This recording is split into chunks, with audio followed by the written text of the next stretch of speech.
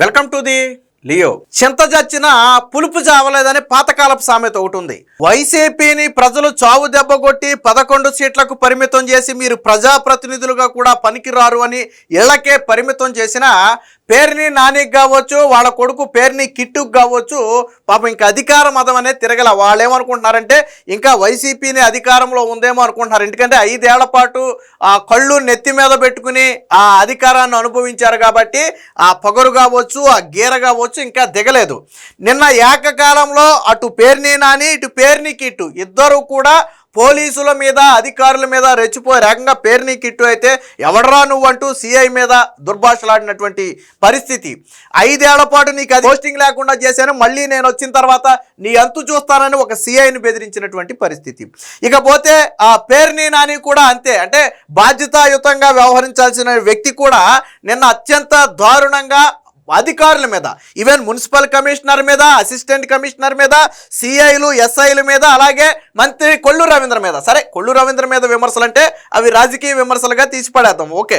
కానీ అధికారుల మీద ఎంత బెదిరించాడు అంటే 2029లో మేము గెలవగానే ఇదే మున్సిపల్ కమిషనర్ని ఇదే బందరుకి కమిషనర్గా తీసుకొచ్చి నా తడాకా ఏంటో చూపిస్తానని చెప్పి, అలాగే అసిస్టెంట్ కమిషనర్ నువ్వు ఎక్కడికి పారిపోయినా నిన్ను వదిలేది లేదు, నువ్వు తెలంగాణ పారిపోయిన కేసీఆర్ కాళ్ళు పట్టుకునైనా సరే నీకు ఆంధ్రాకు పోస్టింగ్ వేయించి నా తడాకా ఏంటో చూపిస్తానని చెప్పి బెదిరించాడు.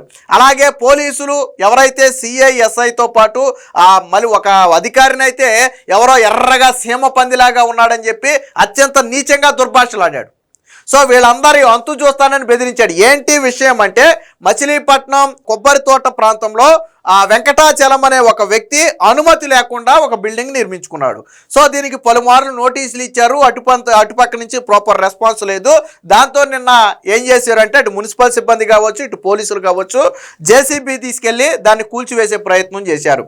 అప్పుడు పేర్ని నాని తన అనుచరులతో చేరుకున్నాడు. సరే, కూల్చేదాన్ని అడ్డుకోవడం అయితే తప్పులేదు. సరే, ఇప్పుడు కోల్చొద్దు, మేము లీగల్గా చూసుకుంటామనో, లేదా మాకు కొంచెం సమయం ఇస్తే మేము కోర్టు నుంచి ఆర్డర్ తెచ్చుకుంటామనో, ఏదో అడ్డుకోవడానికైతే రకరకాల కారణాలు ఉంటాయి. అంతేగాని మీ అంతు చూస్తా, నేను వచ్చిన తర్వాత చూస్తా, 2029లో గెలవబోయేది నేనే, నా ఇంటి చుట్టూ పోలీసులంట తన ఇంటి చుట్టూ తిప్పుకుంటాడంట.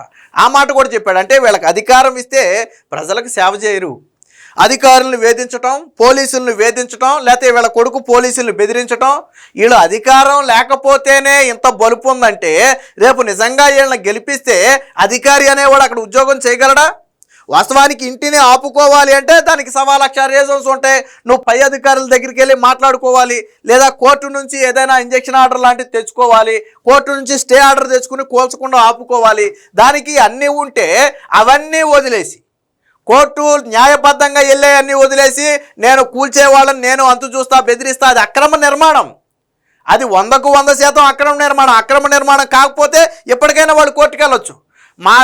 అన్ని అనుమతులు ఉన్నటువంటి మా భవనాన్ని అధికారులు కూల్చేశారని చెప్పి వాళ్ళ మీద కోర్టులో కేసు వేయొచ్చు. అది అక్రమ నిర్మాణమే. ఆ విషయం కూడా పేరుని నానికి తెలుసు. అంటే అక్రమ నిర్మాణాలను వెనకమాలుండి ప్రోత్సహిస్తున్నాడు. నాకు తెలిసి పేరుని నాని హయాంలో ఏమన్నా కట్టారేమో, ఆయన మంత్రిగా ఉన్నప్పుడు ఆయన అనుసరుడు ఏమన్నా కట్టుకున్నాడేమో. బహుశా దాన్ని కూల్చివేశారు కాబట్టి ఈ రోజు వీళ్ళకి బాధ వచ్చి ఉంటుంది. అనుమతులు తీసుకోవడానికి, ప్రభుత్వం నుంచి అనుమతులు తీసుకోవడానికి ఎందుకు ఇబ్బంది? సుప్రీంకోర్టు, హైకోర్టు గైడ్లైన్స్ ఏం చెప్తున్నాయి? అక్రమ నిర్మాణాలు ఉంచొద్దనే కదా. లేదు, మీరు కోర్టు నుంచి రక్షణ పొందాలి, తప్పులేదు. కానీ నేను బెదిరిస్తాను, భయపెడతాను అంటే ప్రజాస్వామ్యంలో అన్నీ చెల్లితీయా? దీని మీద ఆల్రెడీ పేర్ని నాని మీద కేసు కూడా నమోదు చేశారు కృష్ణా జిల్లా పోలీసులు. ఈ రోజు ఉదయమే పేర్ని నాని మీద కేసు కూడా నమోదు చేశారు, పేరుని కిట్టి మీద కూడా కేసు నమోదు చేశారు. ఆ విధుల్లో ఉన్నటువంటి అధికారులను దుర్భాషలాడమే కాకుండా బెదిరించారు అనే కోణంలో పోలీసులు అయితే కేసు నమోదు చేశారు. దీనికి సంబంధించి నిన్న పేర్ని నాని ఏం మాట్లాడాడో ఒకసారి చూద్దాం. కొమ్మర్లు, తూర్పు కాపులు వాళ్ళ గుండెల్లో దింపిన గుణపాలు అంటే జేసీబీలు ఎంత బాధగా ఉంటాయో నొప్పి తెలియాలా? 3 ఏళ్ళు ఆగు, ఇదే బాపిరాజు కమిషనర్ ని బందర్లో కమిషనర్ గా తీసుకొచ్చి ఇంకా 2034 దాకా ఉంటాడు సర్వీస్ లో. బాపిరాజు చౌదరి గారు చంద్రబాబు నాయుడు గారు చుట్టం, గోపిచంద్ గారికి చుట్టం. ఈ బాపిరాజ్ చౌదరి గారిని 2029 గవర్నమెంట్ రాగానే, జగన్ రాగానే ఆ కమిషనర్ ని బందర్ పోస్టింగ్ తీసుకొచ్చి ఇదే బాధ, ఇదే ప్రొక్లైన్ దిగితే గుండెల్లో ఎంత బాధ ఉంటుందో నీకు. నిన్ను ఆడిస్తున్న నీ పెన్ డ్రైవ్ అన్ని కూడా సేఫ్ లాకర్ లో దాచుకుని నిన్ను తోలుబొమ్మలాగా ఆడిస్తున్నటువంటి ఆడికి ఇద్దరికి ఈ జేసీబీ బకెట్లు దిగితే ఎంత బాధ ఉంటుందో చూపించకపోతే కొంచెంగా చూసుకో. ఇదే బాధ. అది అంటే చట్టపరంగా మున్సిపల్ కమిషనర్ అనుమతులు లేకపోతే ఏ భవనానైనా కూలుస్తాడు. అది ఆయన ఉద్యోగంలో ఒక భాగం. లేదు మీరు అది తప్పు అనుకుంటే మీరు ఆయనకి సరైన పత్రాలన్నా సమర్పించాలి, లేదా కోర్టు ద్వారా అయినా రక్షణ పొందాలి. అంతేగాని విధి నిర్వహణలో అక్రమంగా నిర్మించిన ఒక భవనాన్ని కూల్చివేస్తే నీ అంతు చూస్తా, నీ తడాకా చూస్తా, మేము రాగానే మళ్ళీ నిన్ను ఇదే ప్రాంతానికి మున్సిపల్ కమిషనర్గా తీసుకొచ్చి నా ఇంటి ముందు కూర్చోబెట్టుకుంటా. ఏంది ఇది? బలుపు కాకపోతే ఏంటిది? బలుపు కాకపోతే ఏంటిది? ప్రజాస్వామ్యంలో ఇవన్నీ యాక్సెప్ట్ చేస్తారా? అధికారం ఉన్నవాడే అది అణిగి మణిగి కూర్చుంటున్నాడు.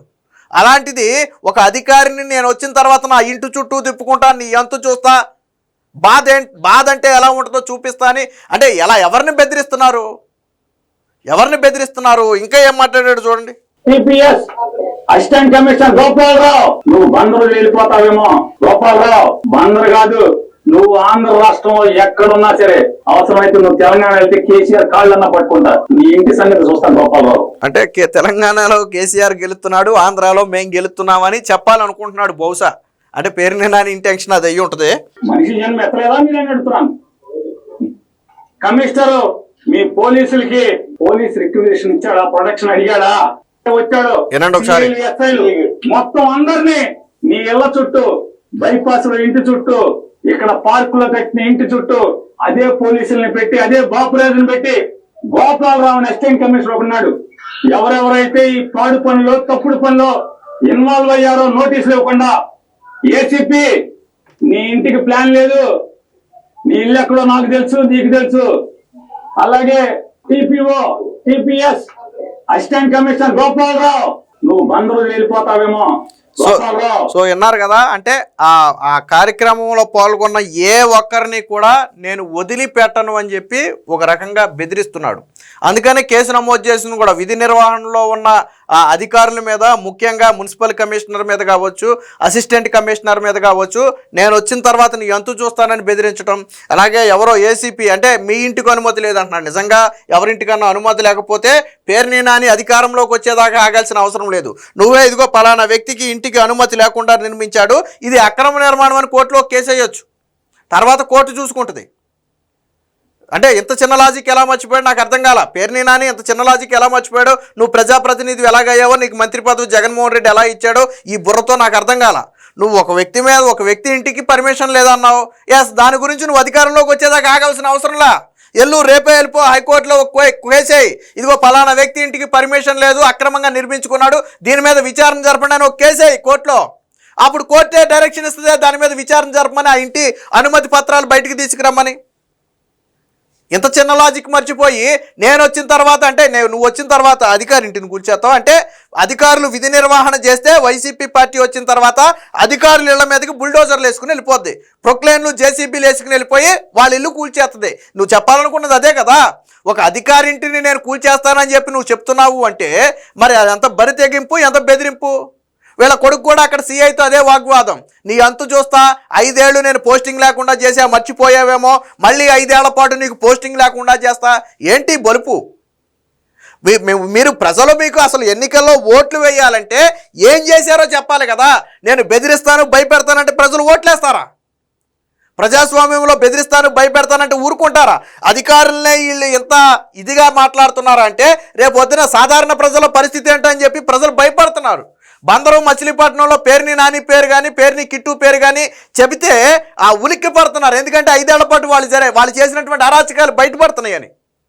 వాళ్ళు మళ్ళీ అలాంటి వాళ్ళు వస్తే అలాంటి అరాచకాలు చేస్తారని ఒక భయం వాళ్ళలో ఉంది. మేము వస్తే ఇదిగో ఈ మంచి చేస్తాం, లేదా మేము వచ్చిన తర్వాత ఇదిగో ఇది చేస్తామనేది చెప్పడం మానేసి బెదిరించటం. మేము వచ్చిన తర్వాత పోలీసులు ఇళ్ల చుట్టూ తిప్పుతా, నా దగ్గర కాపలా పెట్టుకుంటా, ఇక్కడే పోస్టింగ్ వేపిస్తా, నీ గుండెల్లో రాడ్లు దింపుతా, లేదా నీ ఇళ్ల మీదకి జేసీబీలు వేసుకొస్తా. ఇది పేరుని నాని కానీ, పేరుని కిట్టు కానీ మాట్లాడింది. ఇది ప్రజాస్వామ్యం యాక్సెప్ట్ చేసే భాష కాదు. అందుకనే ఇద్దరి మీద కూడా పోలీసులు అయితే కేసు నమోదు చేశారు. మరి రేపు న్యాయస్థానంలో ఏం సమాధానం చెప్తాడో కోర్టులు కూడా చివాట్లు పెట్టాలి. అప్పుడు కానీ ఇలాంటి వాళ్ళకి బుద్ధి రాదు.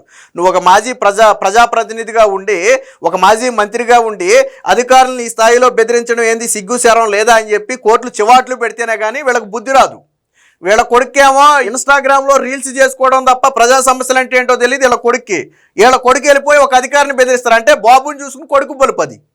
వీళ్ళ అంతే మొక్క చెట్టు ఒకటి అయితే విత్తనం ఒకటి అయితే చెట్టు ఒకటి అవుద్దా అని ఆ బాబు అలాంటోడు అయితే కొడుకు అలాంటోడు కాడా. వీళ్ళ బాబు ఏమైనా ప్రజాసేవ చేసి 10 మందితో కలిసి వెళ్తే వాళ్ళ కొడుకు ఆ బుద్ధులు వస్తాయి. మనం లెగిస్తే బెదిరించడం, భయపెట్టడం, అసలు వీళ్ళ చరిత్ర ఏంది? రేషన్ షాపుల్లో గోడౌన్లో పెట్టిన బియ్యం కొట్టేయటం, లేదా అగ్రిగోల్డ్ భూములు అనుకుంటా, గోల్డ్ భూములు కేసులోనే వాళ్ళ కొడుకు ఇరుక్కుంది. అగ్రిగోల్డ్ భూములు కొట్టేయటం, లిటిగేషన్లో ఉన్న భూములు కొట్టేయటం, ఇది వీళ్ళ ఫ్యామిలీ చరిత్ర. వీళ్ళు ఈరోజు నీతి శుద్ధులు మాట్లాడుతున్నారు. అక్రమ నిర్మాణాన్ని కూల్చివేస్తే తప్పేంటి? అక్రమ నిర్మాణం కాకపోతే వెళ్ళు కోర్టుకెళ్ళి తెచ్చుకో, స్టే ఆర్డర్ తెచ్చుకో, కోర్టుకెళ్ళి స్టే ఆర్డర్ తెచ్చుకుని ఆపుకో కోర్టుకెళ్ళి. అంతేగాని కూల్చడానికి వచ్చినటువంటి అధికారుల మీద విరుచుకుపడటం అంటే అసలు ఇది రాజకీయాలతో సంబంధం లేని వ్యవహారం. కేవలం రచ్చ చేయాలి, వార్తల్లో నిలబడాలి కాబట్టి చేసినటువంటి వీరంగం ఇదంతా. ఎప్పటికైనా పేరుని నాని కావచ్చు, వాళ్ళ కొడుకు పేరుని కిట్టు కావచ్చు, నోరు అదుపులో పెట్టుకుంటే మంచిది. Please subscribe to Leo news for more videos.